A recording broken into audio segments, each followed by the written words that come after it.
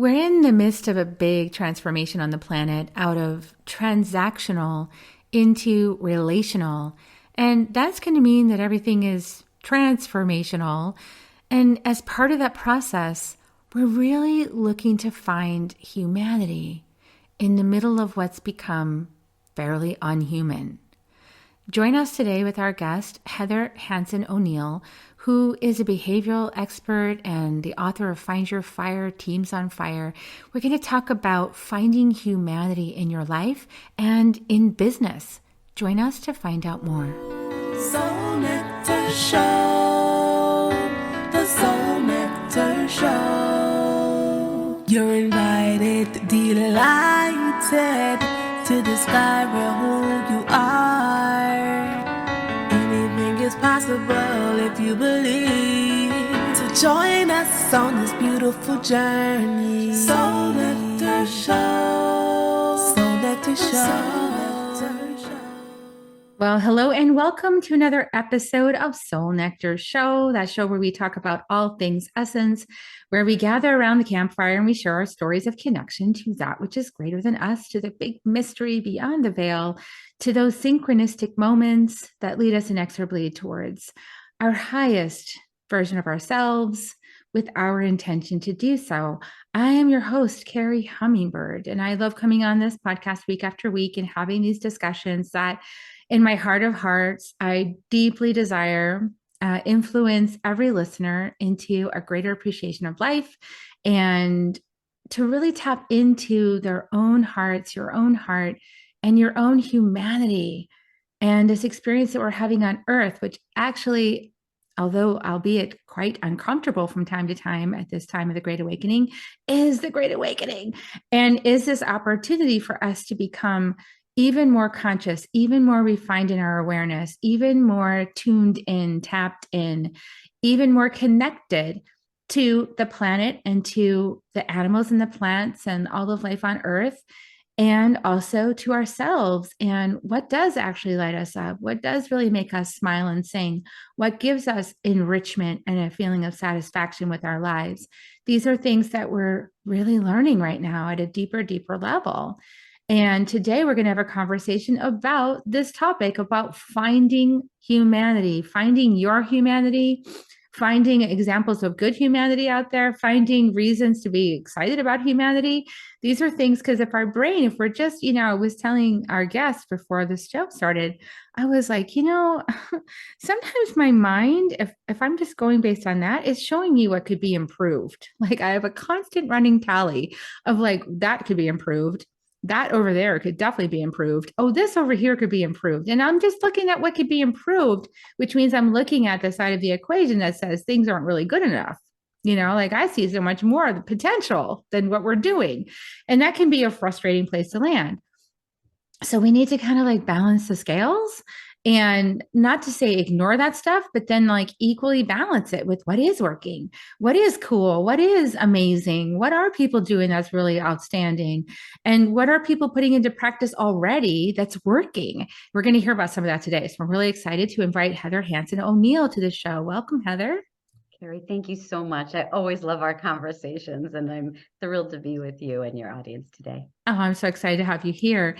So Heather is an international keynote speaker. She's a behavioral expert.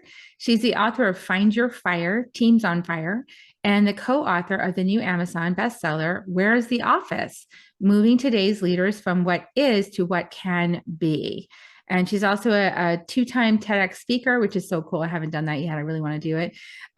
She's amazing podcast host of From Fear to Fire. And she's the creator of Leadership for Our Children's Ultimate Success. L Focus is the short name for that.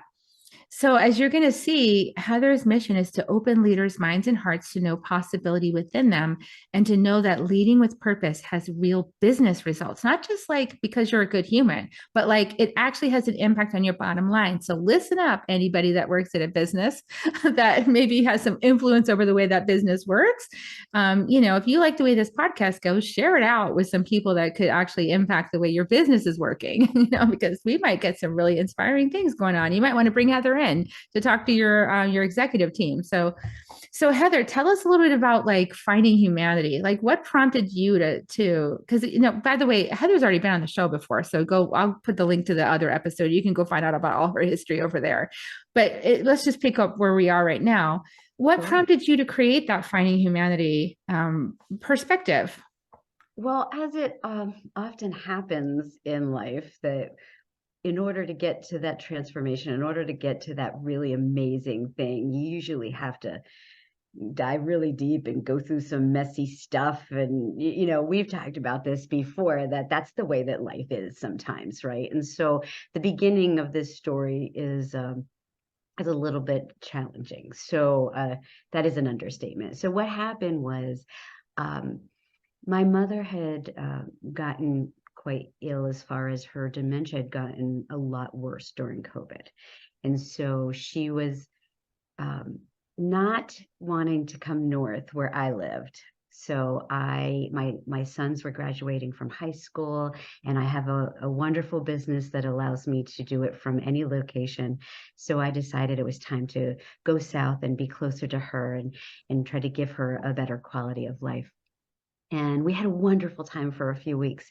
And we went to the beach. We went to Taco Bell. Okay, that was really definitely her idea. That is not my idea, but it lit her up. So we did that, we went to the movies, and it was wonderful, a wonderful, wonderful time.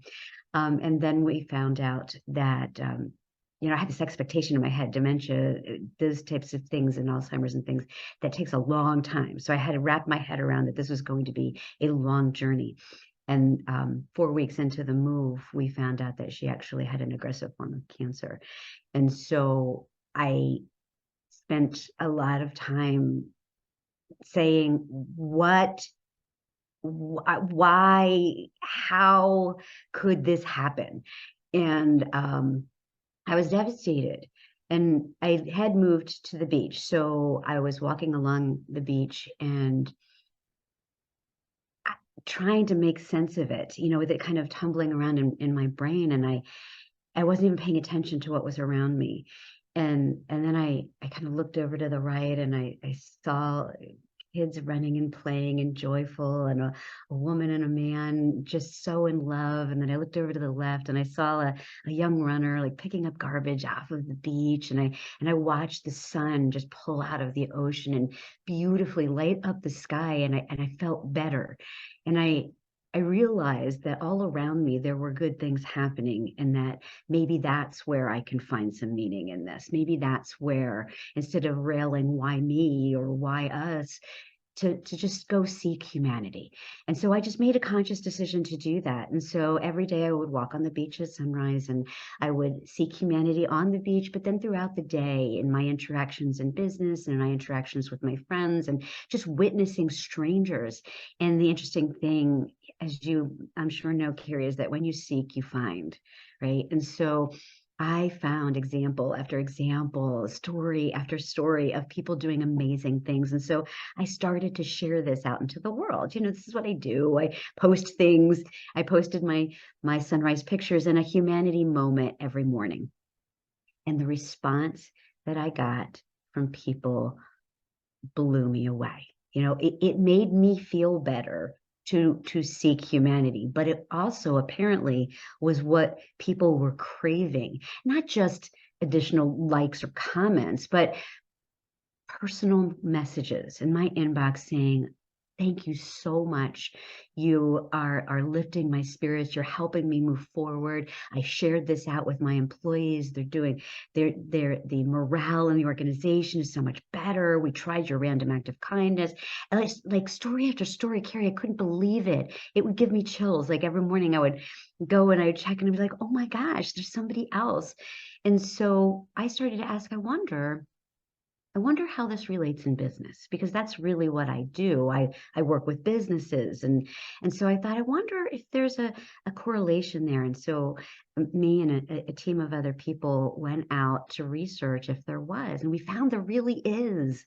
When companies are purpose-driven, companies that care about their people, that care about their clients, that do things to help the community, it comes back. it comes back, and those businesses are rewarded with loyalty and just profitability. And it wasn't necessarily their intention. They're not saying, oh, I'm going to do this so that I do better in business. They're doing it because it's the right thing to do. And so I just have been so lifted by this entire journey over the last couple of years, and seeking and finding so many examples of goodness in the world. Gosh, that's so beautiful that you took this moment of being really human, right? And having this really challenging experience with your mom, and I'm sure just like grief and fear and a lot of like really difficult things to feel. Yeah. And then was like, wait a second, I'm going to also accept beauty into my life at the same time as that's happening. As I think a lot of us feel like we need to just dive down into the deep end of the bad feelings when things are happening that we don't really like. But Mhm. then we're cutting ourselves off from the counterbalance to that, right? Yes. To witnessing the joy, and and remembering this is a temporary part of my experience. It's a painful part, but it's temporary. There's other things that are actually true about my life beyond the pain. Right. And I do believe that we need to allow ourselves to feel whatever feelings we're feeling. And so that element, that period of time where I was just kind of feeling so deeply, I realized I wasn't looking outside of myself. But it's not it's not the resistance to the change or the deep feelings that are the problem. It's how much time that we spend there. So it is really important that once that you, as quickly as you can, seek out some of these other things that can bring you joy, or find some meaning in them.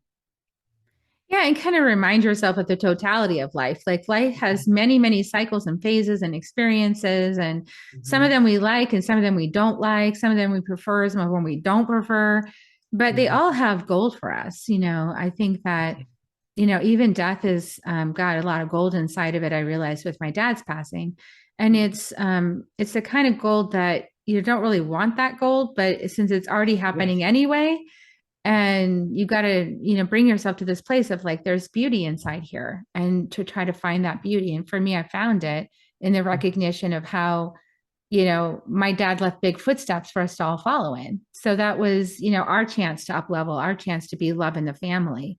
Mm. So we can look at things. I think perspective is so important, isn't it? Like the lens that we put on when we look at things. It's incredibly important, and that awareness that I know that you are so amazing at, is that to be self-aware, to be able to say, okay, well, what am I feeling? What am I doing right now? Who am I being? Just becoming aware of those emotions and how you're showing up allows you to consciously choose them, right? As opposed to just going through life. Yeah, I'm sure we all at some point in our lives have been kind of blindly taking a step after another step, right? And I know that I have. I don't want to make that assumption that anyone else has, but then when you are aware with your steps, there's just such a different depth of living that takes place. This is kind of funny in this moment. And so I don't know if you've seen this show, but this show, Ted Lasso, is such a good example of like leadership from a good, positive perspective. And it's so funny because when the show first started, everyone's like, this guy is crazy. What is his problem? Because he's always positive. Like, what is his issue?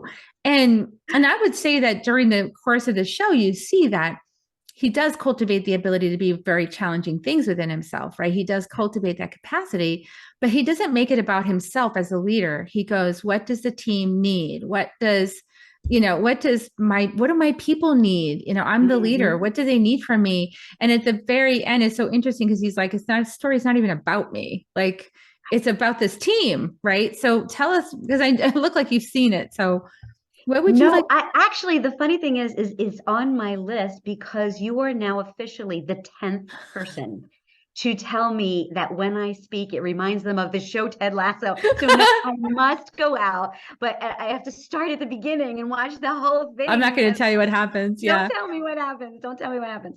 But I have to, because it's so funny how many people have felt, they've said that the show moved them.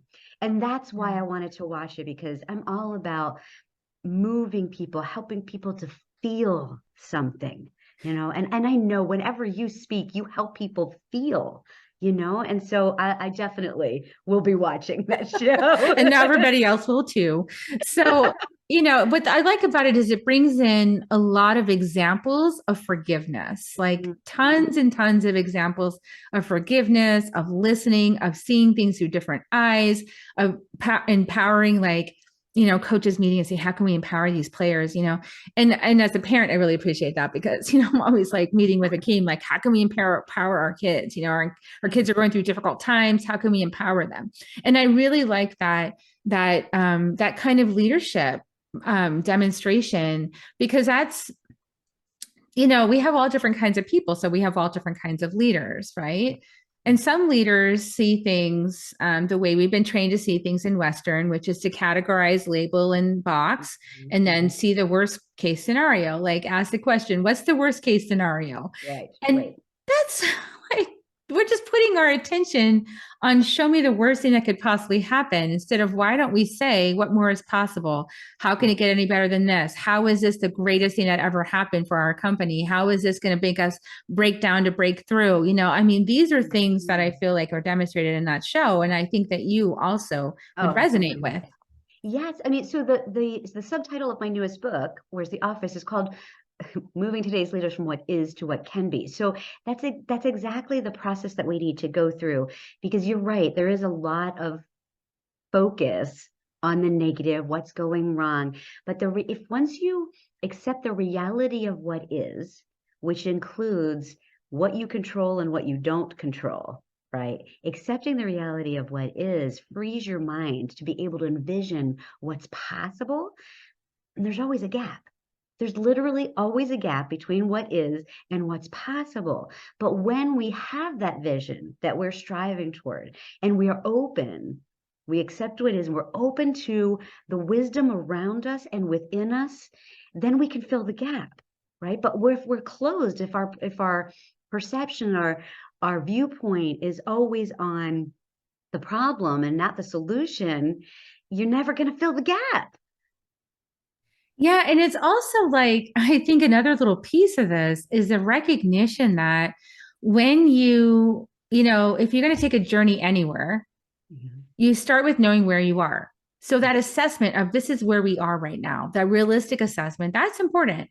This is where we are. And then knowing where you want to go, this is where I want to go. Like, this is what we're going to do together. But what people forget is that life plans a journey. So, your way of getting to your destination, that's life showing you. And if you're in a company, your company entity showing your company entity, that's the journey that you're going to take, and so you're going to take it all together. And I think people get confused, like if they set the intention and then it didn't happen the first time exactly what they thought. But actually, it's a metamorphosis, right? I mean, that's got to be part. I know that's part of what you share with people. 100%. And when you just said metamorphosis, I'm looking at the butterflies behind you. I don't know why, but I was inspired to wear my butterfly earrings today. This is a theme. This is definitely a theme, Gary. So I think that it's really important that the leaders that I found are doing best right now, they demonstrate that flexibility, that openness to, yes, this is our vision, but when something happens, when something presents itself, we have to just figure it out, right? They demonstrate the transparency of, okay, this is a challenge right now, and I'm a little bit concerned about this too, but hey, let's do it together. So it's the shift, right? So you can acknowledge and then shift. And how can we keep everyone moving in the right direction is super important, And so I found that I love working with leaders who get that, who recognize that empathy and embracing diversity and acknowledging people and listening and taking their feedback and not just constantly directing, but listening to your people. These are the leaders that I love working with, because they empower their people and they generate loyalty. Yeah, and that seems like that comes from the heart, right? So, what are some things that companies are doing right now to get in the heart of themselves and their employees and their company? What a beautiful question. So I think that, well, I'll give you an example. I have been quite blessed to have some amazing clients that I work with. And so I just this week was working with an organization who in every element of what they do, it's not about what's easiest.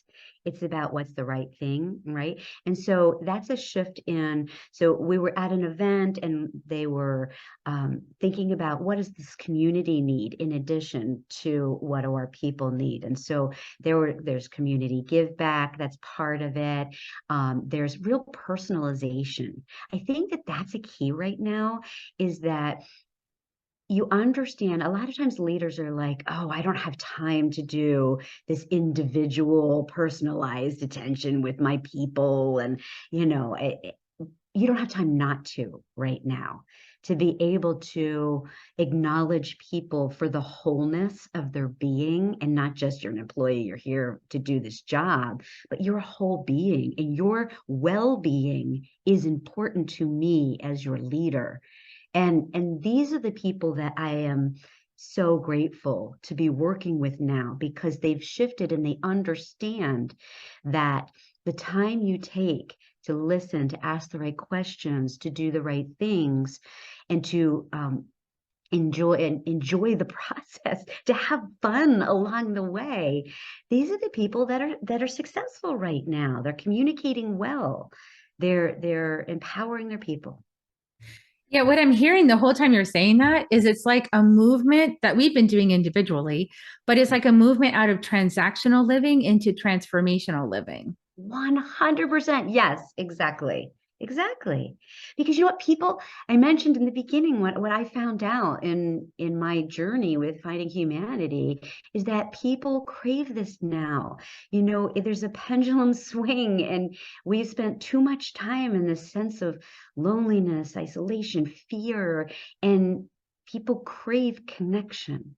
So when you can connect deeper with yourself as a leader, or as just an individual human being in the world, showing up in the world, you will connect better with your families, with your children, with your employees, your team members, your peers, your friends, your community. It's across the board. And that comes down to, I find that one of the things I talked about this week was the ability to get present, because there's a lot of busyness, there's a lot of distraction, there's still a lot of chaos, right? And so it's important, in order to get those deeper connections, is to get really present with yourself, what you're feeling, and then with the other person who is literally right there in front of you. I'm wondering if there's like leadership training in some of these companies around presence and empathy and meditation and is that happening for the leaders that are 100% successful? happening. I'm helping people to do that. It's so funny though, because it's just a different world. Like to work with companies that are, tech companies, financial services companies that are traditionally feeling a certain way. There's compliance that they're talking about, that they're thinking about, to be able to start with a breathing exercise, to include yoga into their events, to become present in exercises where they're talking to each other in a completely different way, really listening and talking about who we are as people. It's changing everything. It's beautiful to watch. It really is. Yeah, it's kind of like putting coins in the love bank, to use one of these old metaphors, right? It's like you have a relationship, you want Mm-hmm. to honor that relationship. And when you're when you're honoring somebody or really remembering their birthday or like talking with them and you Mm-hmm. remember like what's going on with them, you're really deeply listening in a conversation. Those are all putting coins in the love bank, and then at some point, if you have an ask down the way, you have a little buffer there, or let's say that you have an off day and you weren't so great today, they'll Yeah. be more likely to forgive that behavior because they already know they've got a history with you and they know, okay, we're all just humans. Right. But If you're it's like, constantly withdrawing from the bank and you're not giving anything, you're not adding those coins, you don't have that same forgiveness at all. At all.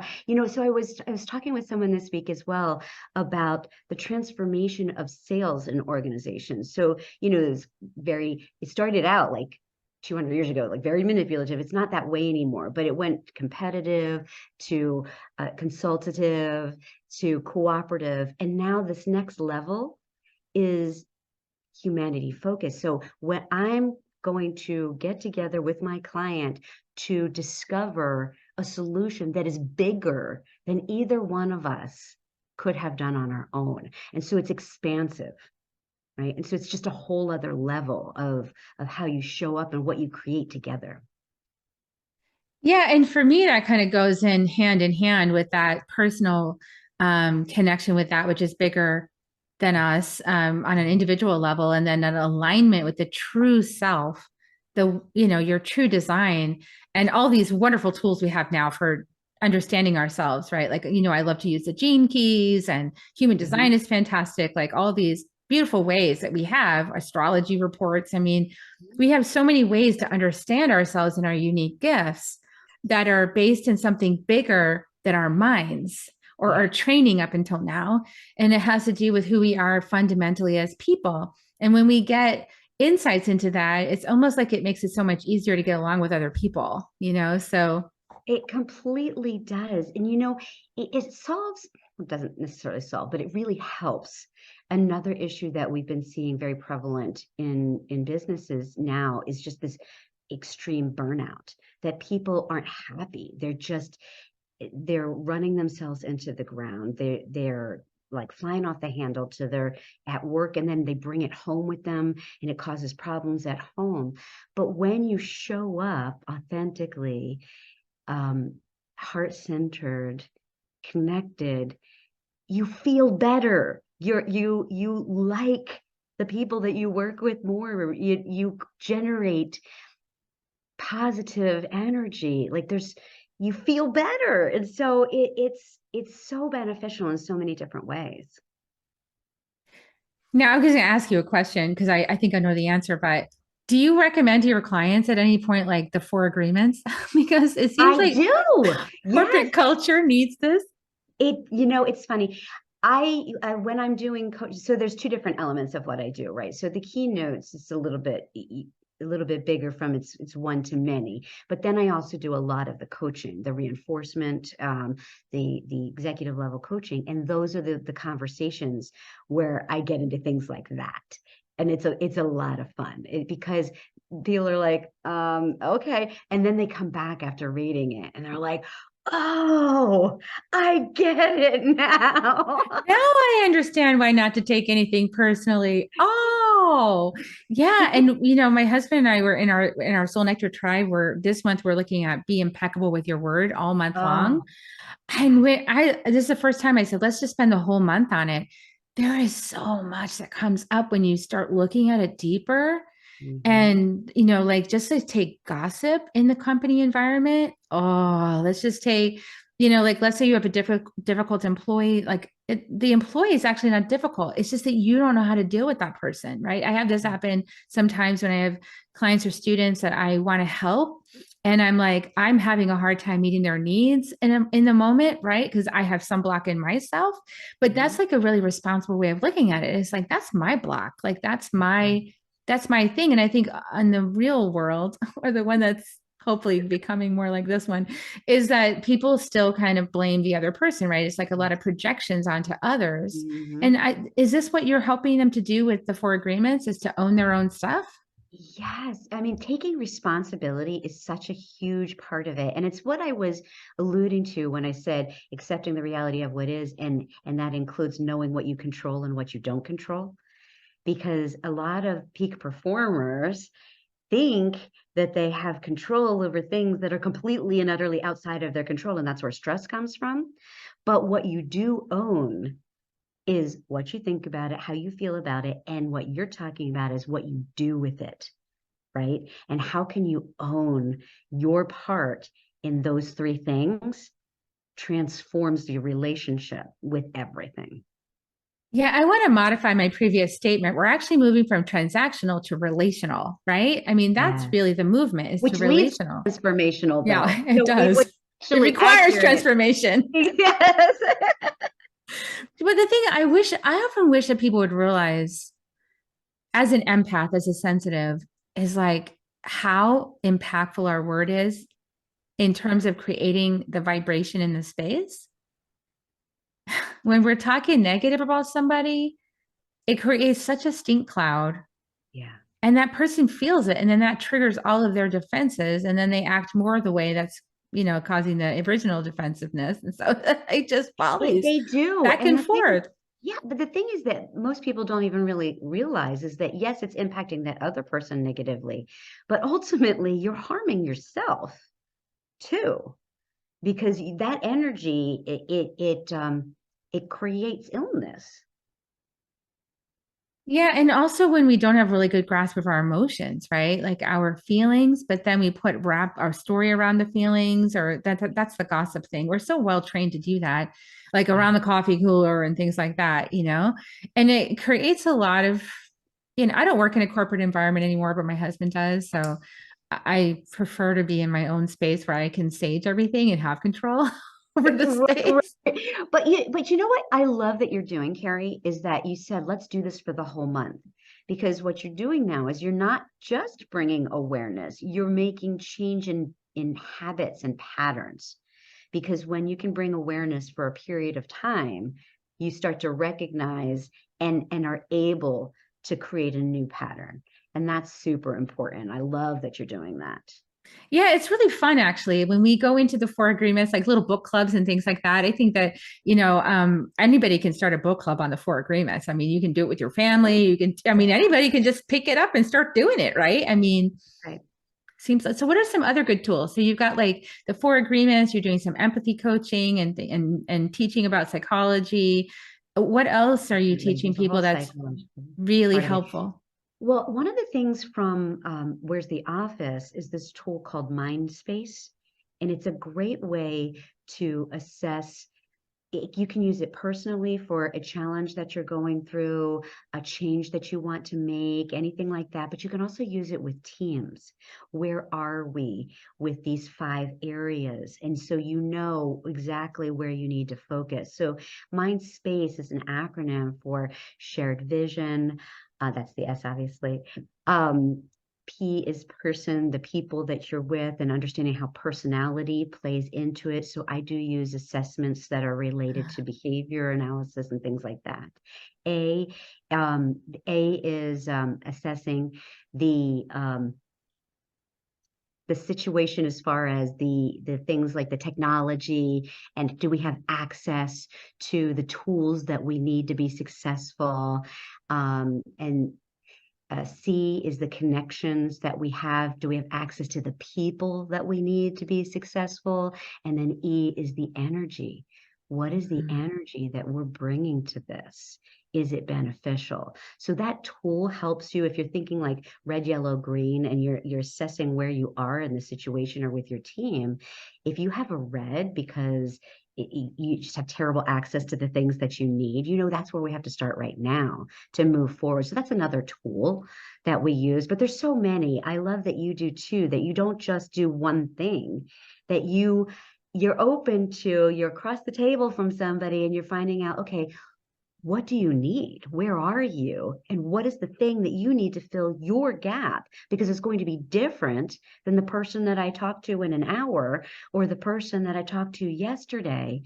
And if we're not present as as healers, or for like you are, or as anyone who's working with organizations or anything like that, if you're a leader in any capacity, if you're not present, you're not going to know the right way to help someone else. Yeah, I also heard that message really loud and clear with another leader who's in does a lot of seva, does a lot of work in the communities and around the world. Mhm. This Mhm. is where, it's like really being sensitive to the community's needs and what they actually need, not kind of forcing your dogma on them. You can Oh, yeah. give them things that they need, things like that. Mhm. We're cleaning up a lot of things on the planet right now, aren't we? But see, how that's how my mind goes. My mind goes, that's so icky, that piece. And then we want to like bring in a new solution, right? Yes.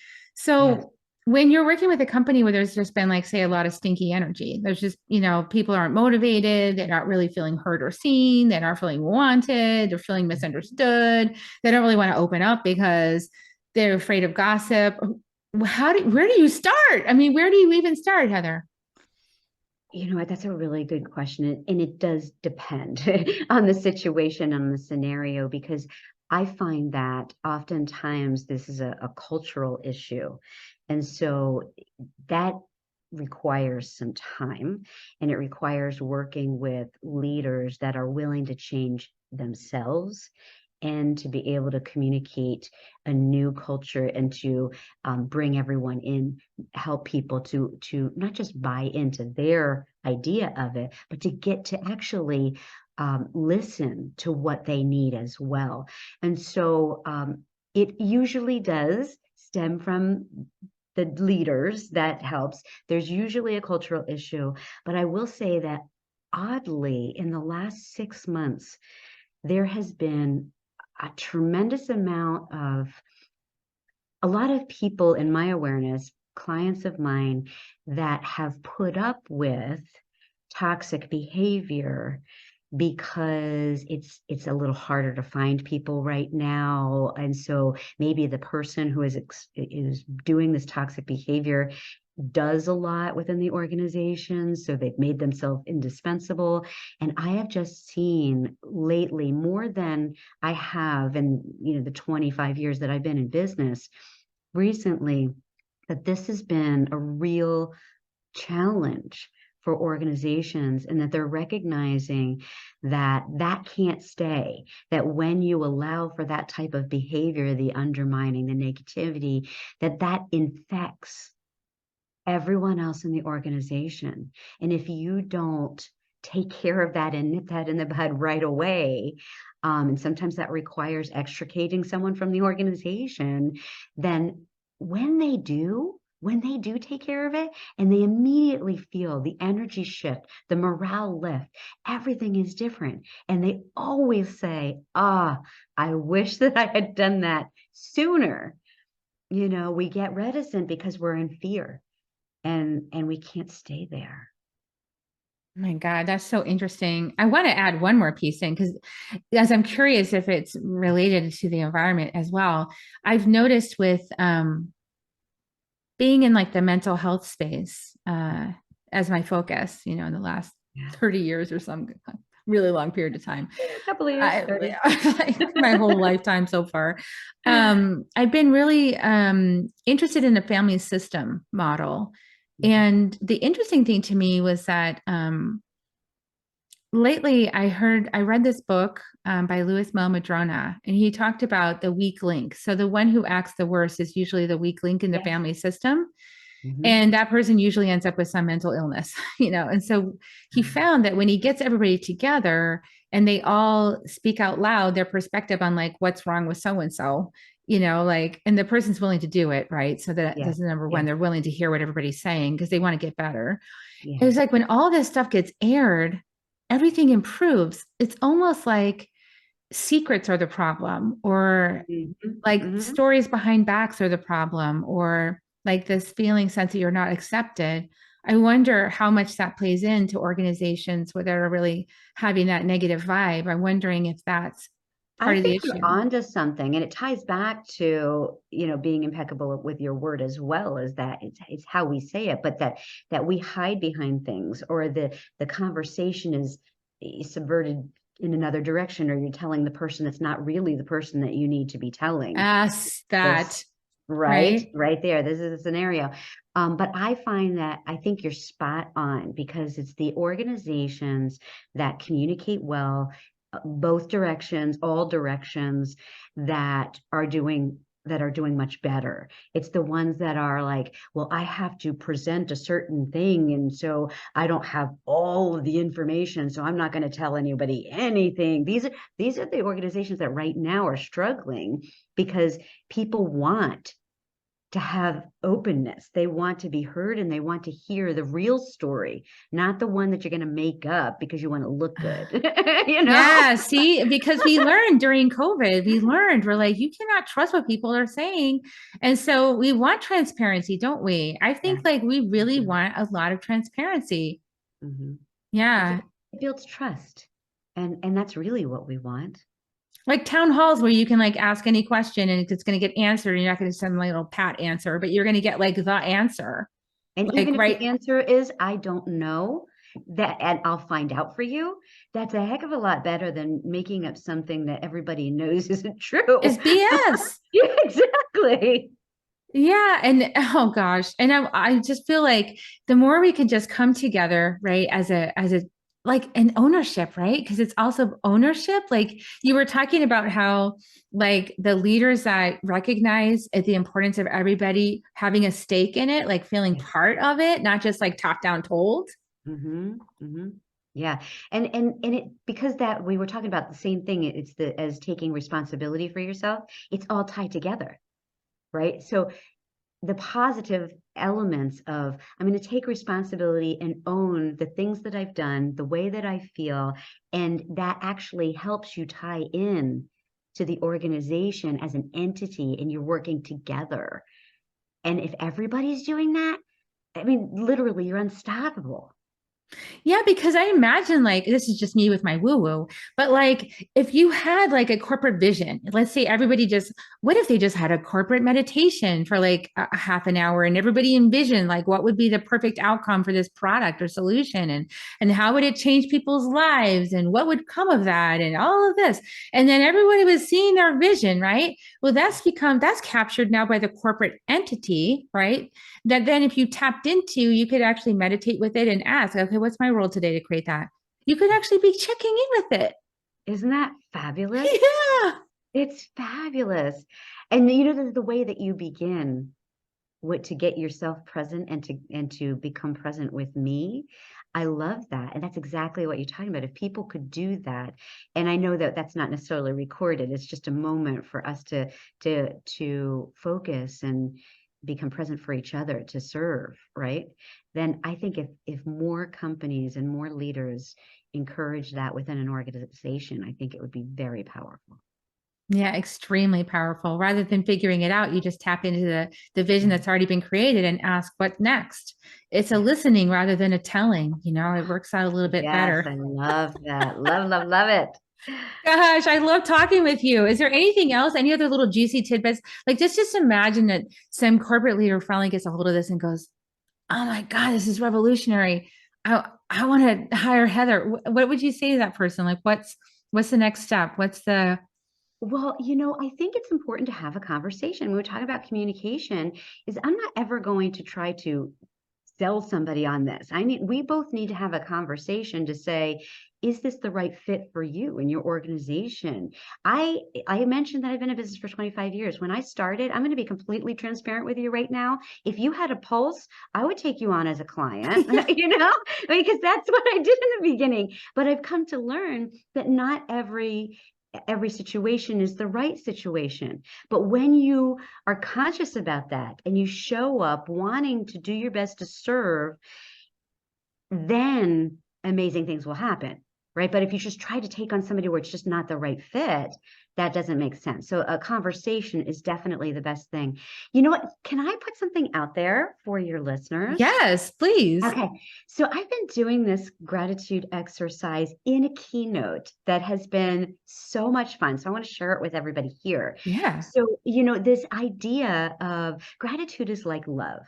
The more you give it away, the more there is, right? And so this exercise of acknowledging first for yourself what you're grateful for can immediately shift your state.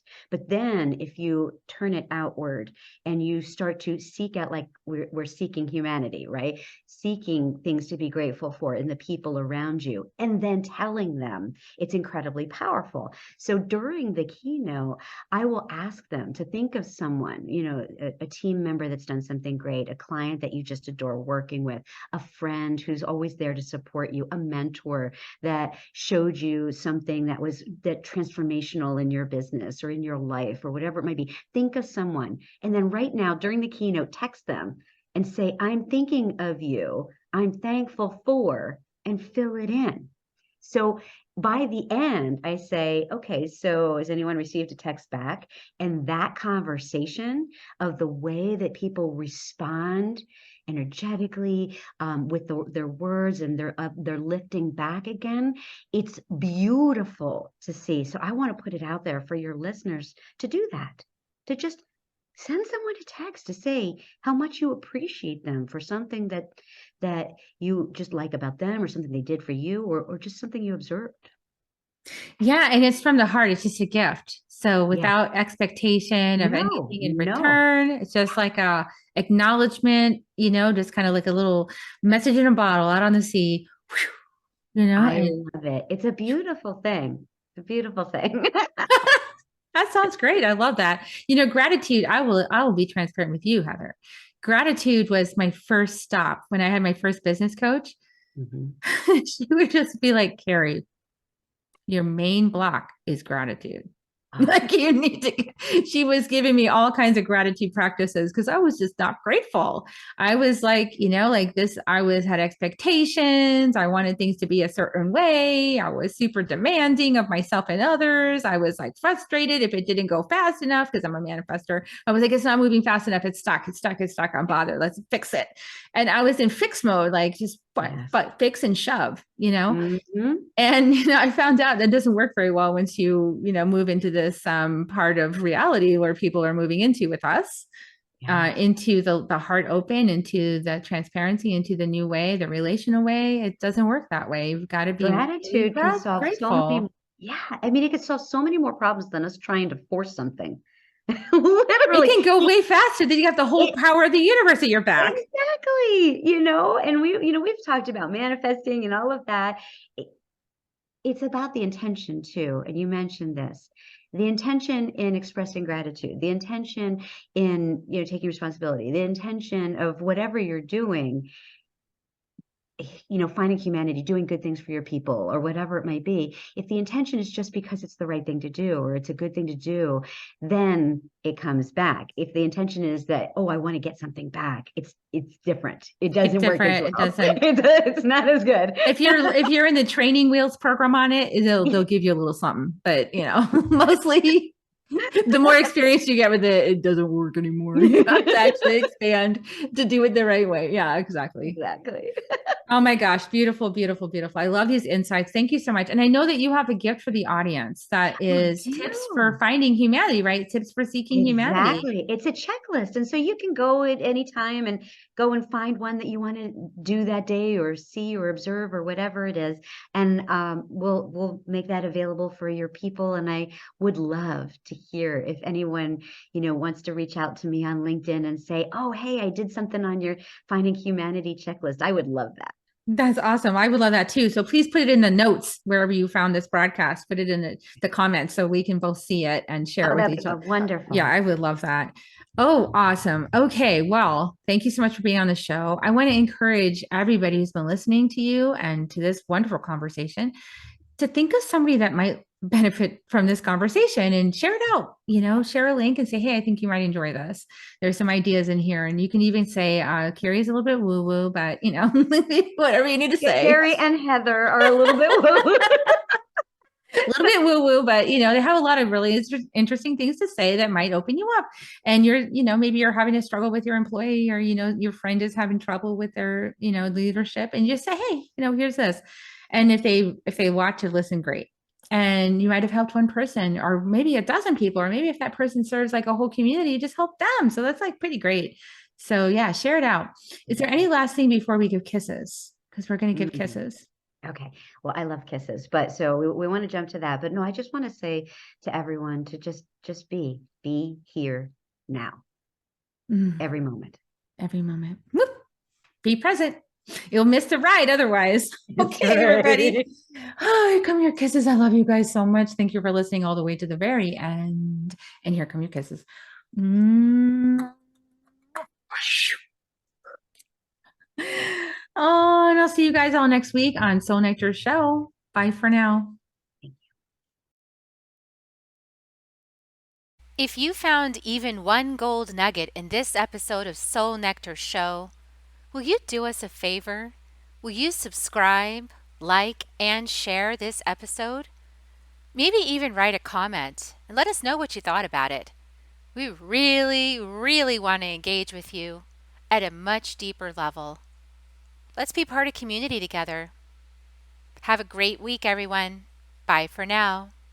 To dive in deeper to nourishing conversation, visit soulnectar.show. Soul Nectar Show. Awaken, awake, Nectar Show. Take a sip from the drip of nectar, from the source of who you are.